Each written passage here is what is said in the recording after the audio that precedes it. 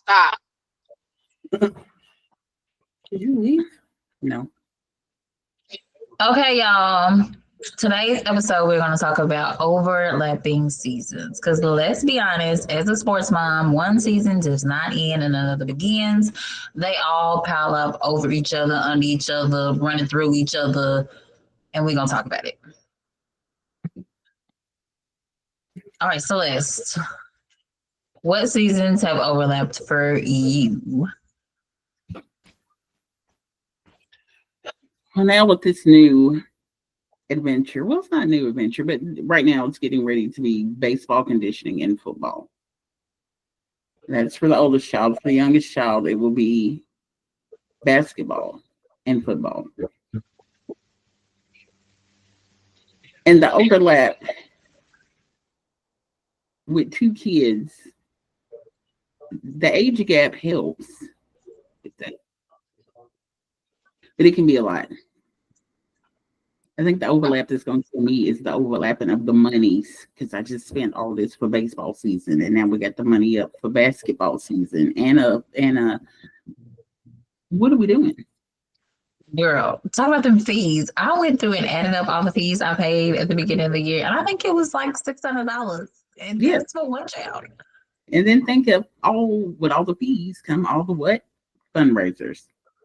So the overlap, because Dalen takes care of Dalen. They have practice immediately after school. Landon and Big Red bring him home, but Alonzo, that trek from work to downtown to sit here for 10 or 15 minutes to pick up and then go back, or if you even get to do that, it's a lot. But the overlap, I mean, I guess if you think about it, this dead period is kind of going to be the only break. Mm-hmm. Because Alonso's getting ready to start basketball after football playoffs. And then after high school football playoffs, Dylan's going to start baseball. And then our lives have overlapped. Goodness gracious, thank the Lord. Because with my child doing football, marching band, and about to start jazz band, like the pickup is crazy. Like I can't keep up. I left him at school, but I think I forgot to pick him up one time. I thought it was a 5:30 day, and it was a 5 o'clock day. So his auntie rescued him and sat with him until I got there. So thank you. I mean, it wasn't the whole time, but because I was like, "Was you in there by yourself?" And he was like, "No, the whole football team's in there." I was like, "Oh, well, I gotta let you in there, boy." But yeah, I don't advise it. I thought it was a good idea, but yeah, high school marching band, middle school football, and we're about to go into basketball, and we just started jazz band. So those are my overlaps. My son didn't have the right sticks to audition for band, so we dodged a bullet that day. There it is. We making it work, but yeah, some days he literally goes from one practice to the next. At the beginning of school, he was doing marching band with the high school, then going to change clothes, and we'll go to football practice till 8 o'clock at night. On Fridays, he does walkthrough with the middle school, and then he immediately goes to marching band to prepare for the Friday night game for the high school. The overlap is real. And Thursdays, technically, he has all three, but he can only go to one. He has marching band, jazz band, and football on Thursdays. Or used to before JV. Do I see him on Thursdays? No, because I'll be at the game, the JV game. Tanisha has the overlap with cheer mom and the mom of the quarterback. That's a whole nother ecosystem. Yes, I'm so glad I'm not going to go do that. It luckily, and I think it tried to prevent this by sticking Teslin in cheer for her brother's football team. So they have practices same time. games, even though she has to cheer for all three, Trayden still has stuff to occupy his time while he's either watching the games or playing with his friends. But when Keston is in basketball training, that will overlay because aside from practice and games, there's the training conditioning to help them improve in areas where there's weaknesses. So it just kind of overlaps during that time with the basketball for Kesslin and football training for Trayden. And how are you enjoying your life as the mom of the quarterback? It's been all right now because he's in Mighty Mites. So it's not a lot of times to where he's throwing the ball. I mean, he could potentially throw the ball more, but with him not throwing the ball, it's a little bit less stressful because you ain't got to hear about nobody saying, oh, that's a bad pass or he can't throw.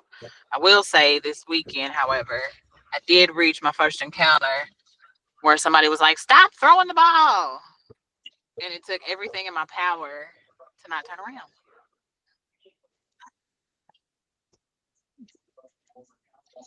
But I mean, that's directed towards the coach because they don't let them call their own plays. Exactly. Unless Trey's just winging it. I mean, he had a couple of bad passes, no lie. And then I feel like that was where he had missed some practices due to being sick. But I'm like, he will understand, like, you're going to make 100 mistakes before you succeed. So you want to be good. Let's everybody say hi to Kesslin. Let's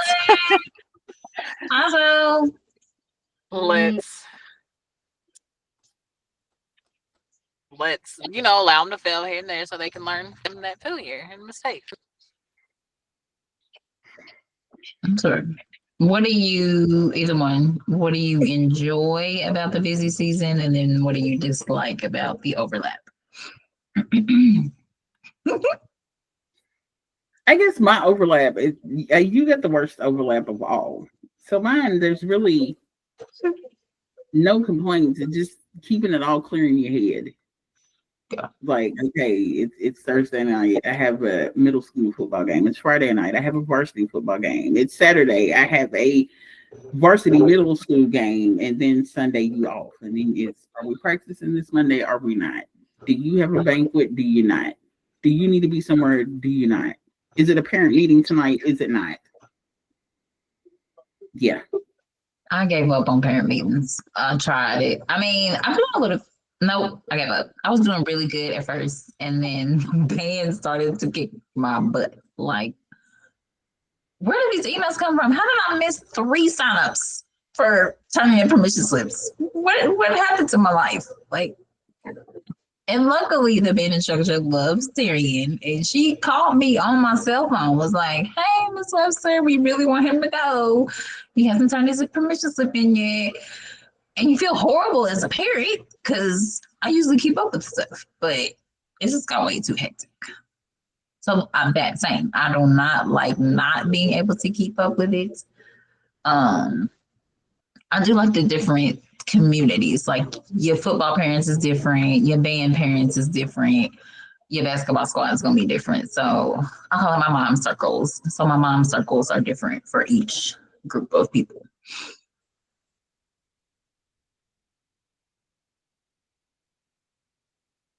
Tanisha, your busyness, what do you enjoy, dislike?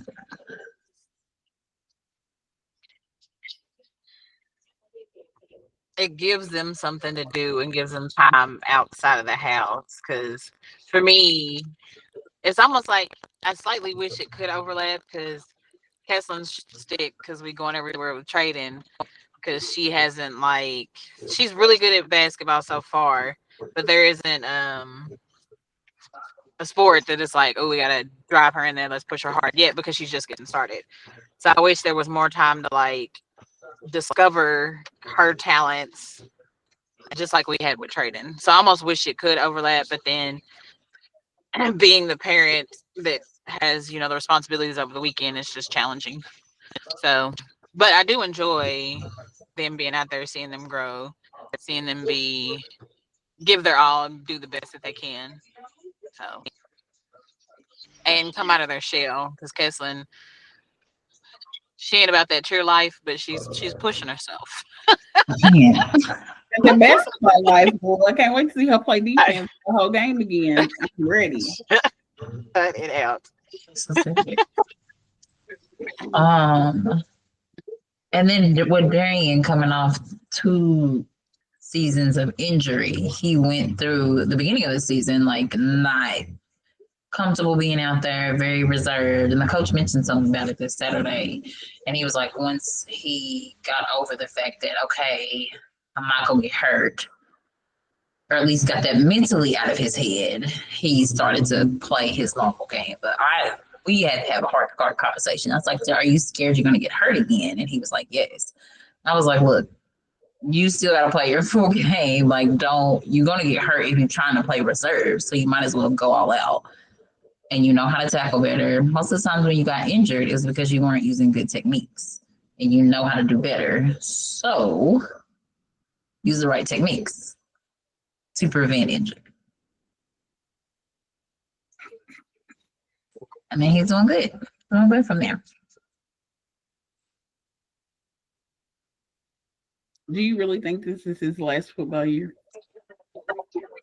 Oh, so funny you say that. So we was at church today, and cousin Tony, he asked him about it. He was like, so you really not gonna play in high school? And he's like, no, man. He's like, I'm gonna focus on track.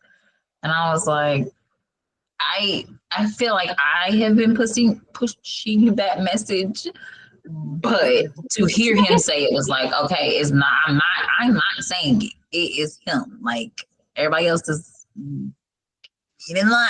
Like he don't. But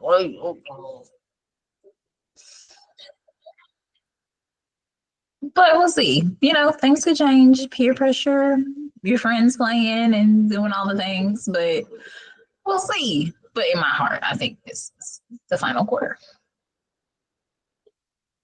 Oh, that was cute. I see what you did there. Well, yeah, I don't think it is.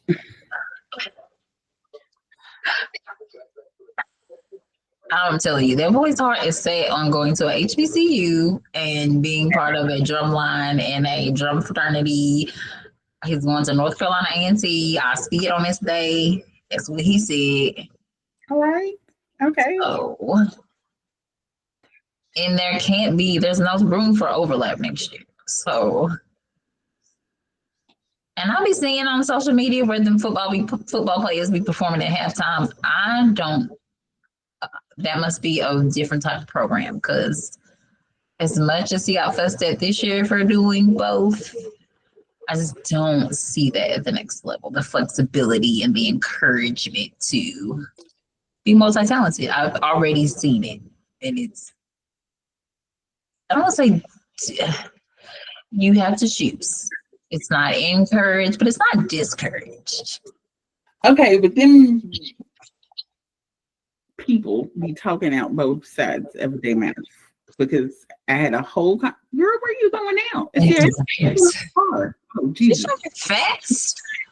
Driveway. I'm going in my garage. Okay. It's like, is the house moving or the car that looks so okay?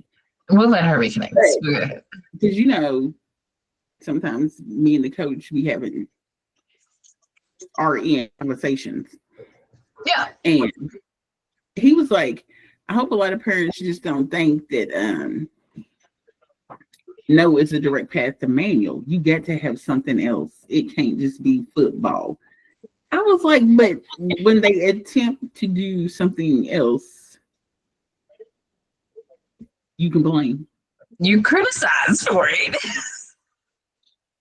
And so that's where I'm so glad you said that, because listening to other parents and they're like, it's so competitive and this and that. And I'm like, not doing my nose up, but I'm like, my son knows the director at the school. He's in marching band. They know his name. He's been part of their summer camp program. So they know who he is. And his instructor speaks very highly of him. Right. So the program he's trying to get into, they already speak in his name in rooms that he has yet to enter. It's all about the networking. And is. And so, yeah, you can't depend on one thing. And if you're not putting your name out there and people don't know your name, we'll see. Lord of mercy. Yeah. So we'll see.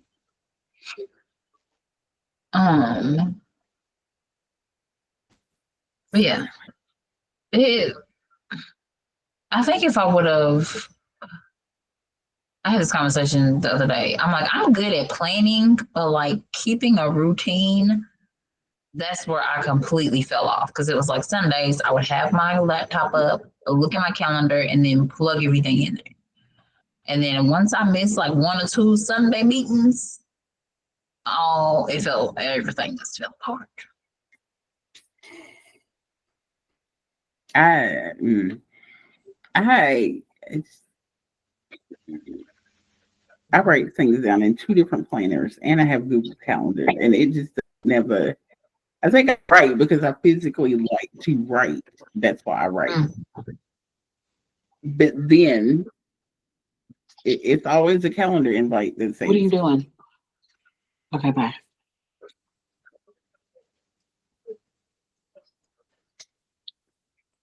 but yeah.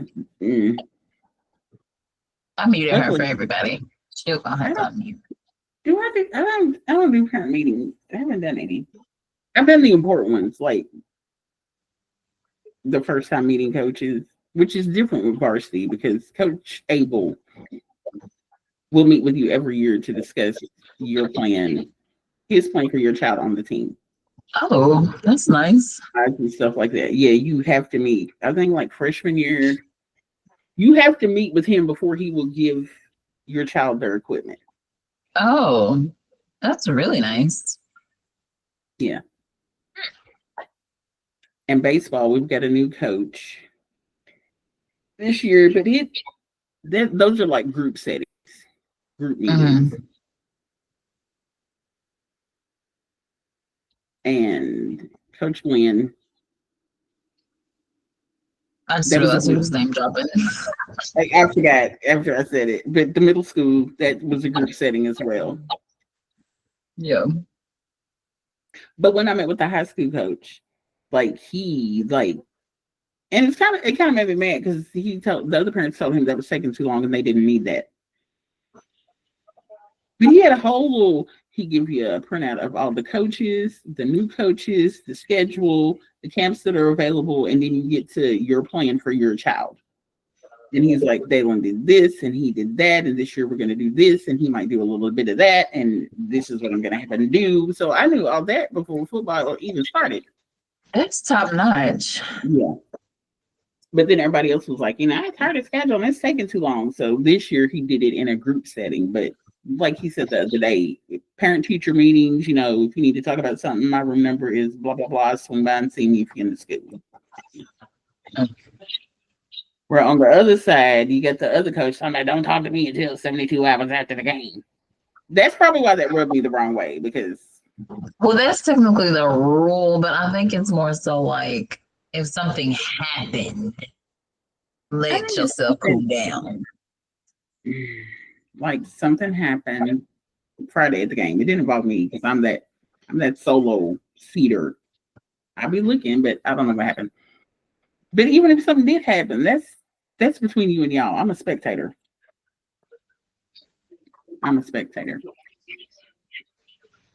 Yeah, because stuff started to get really silly. I think it was last year. I think that's why they implemented that rule because spectators, parents, guardians was coming for coaches like after games, during games, like squaring up. To me, okay, we get it. We all talk our talks during the games. But in the end, these are our kids. They don't listen half the time anyway. Right. So you can't blame all that on the coach. Yeah, never. Yeah. Tanisha with the team.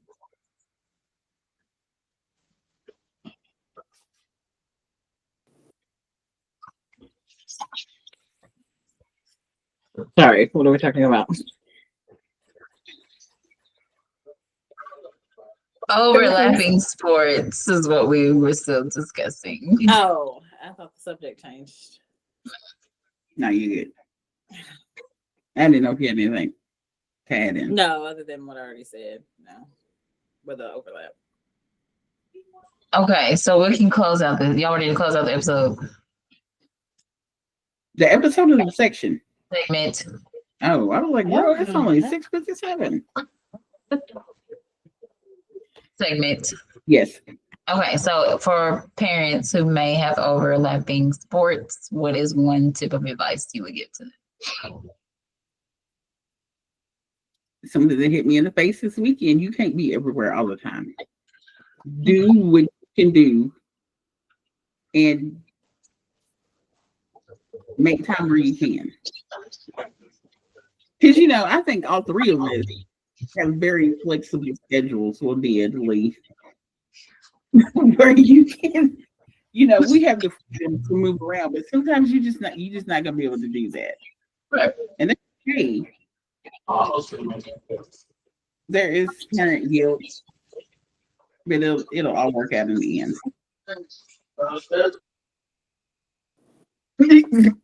My advice, and I'm living this, but not as the parent with overlapping, because y'all know we carpool, and so it would just be to not even build a relationship with other parents, but just establish that type of relationship to where you can at least make sure your child gets there, even if it's through another player's parents.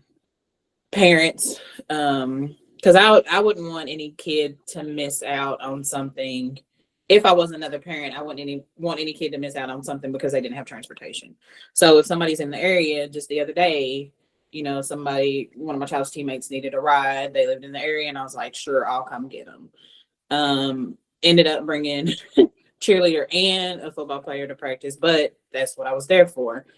And even the coaches gave gratitude, you did a pickup today. Thank you so much. We greatly, greatly, greatly appreciate that. So just planning ahead pretty much. If they got practice on this night, but this child's got to be here on this night, offer carpool, suggest a carpool.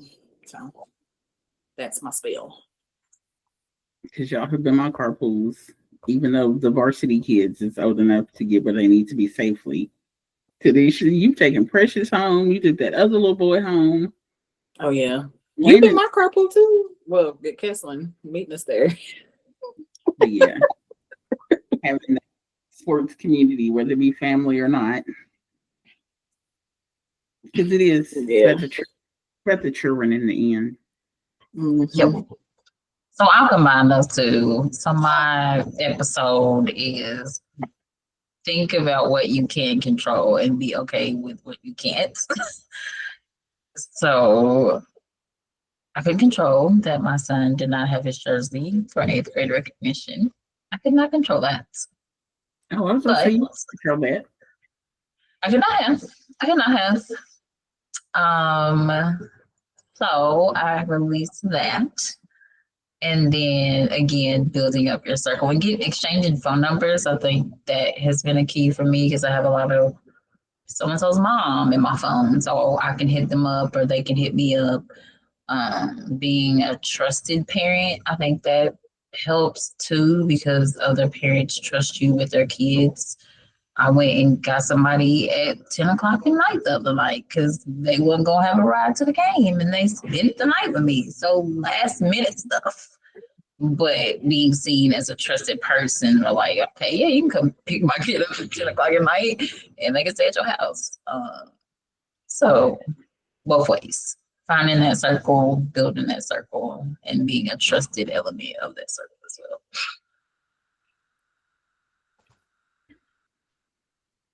All right, so that will conclude our episode on overlapping seasons.